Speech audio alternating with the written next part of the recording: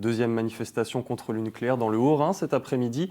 Près de 200 personnes rassemblées sur le Rhin, près de Vogelgrün, au niveau du pont reliant la France et l'Allemagne. Les participants des deux pays s'opposent au projet de technocentre à Fessenheim, près de l'ancienne centrale. Un reportage Louis Belin et Vincent Lemiel. 40 ans jour pour jour après la catastrophe de Tchernobyl, c'est sur le Rhin que Français et Allemands se retrouvent. Cette frontière, que le panache de particules radioactives venues d'Ukraine a franchi début mai 86. Un rassemblement pour ne pas oublier les victimes dont le nombre est toujours difficile à évaluer et pour continuer le combat. On oublie Tchernobyl, on oublie Fukushima. S'il se passe quelque chose ici dans la région, la Terre sera fichue. C'est aujourd'hui le projet de technocentre à Fessenheim qui inquiète des deux côtés du Rhin.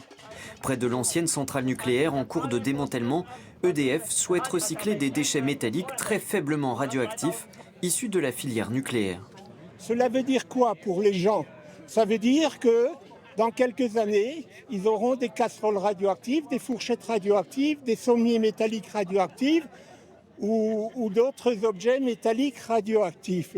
Sans le savoir, sans aucun signe distinctif, puisque la radioactivité ne se sent pas, ne se voit pas.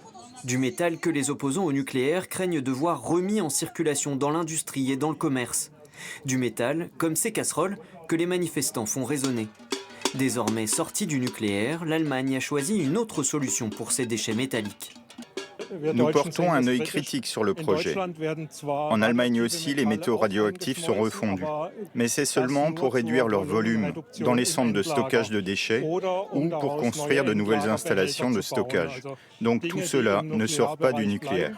En décembre dernier, EDF ouvrait une nouvelle phase de dialogue avec le public et les acteurs du territoire autour de ce projet contesté pour une mise en service espérée fin 2031.